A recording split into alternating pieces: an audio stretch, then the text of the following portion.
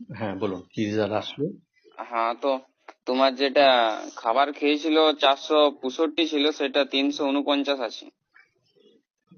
আচ্ছা, কোথায় থেকে বলছেন আপনি? কি বলছো?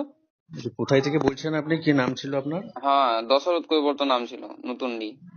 দশরথ, তাই না? হুম। দশরথ, দাঁড়ান। দশরথ কৈবর্ত না? হ্যাঁ, হ্যাঁ, আচ্ছা, এটা নতুন দি, পুরুলিয়া। হ্যাঁ, হ্যাঁ, হ্যাঁ, হ্যাঁ, হ্যাঁ। বেশ, ঠিক আছে। আর এদিকে কি রেজাল্ট আসলো সেটা আমাকে বলেন। সুগারটা কার, আপনার না কার? সুগারটা বাবার, কি বুঝলি, তো অনেকটা কমেছে। আচ্ছা, এক সপ্তাহে। এক সপ্তাহে প্রায় 100, খাবার খেয়ে 100 কমেছে। খাবার খেয়ে মানে পিপিটা 100 কমেছে, ফাস্টিংটা হ্যাঁ, করতে হবে তো?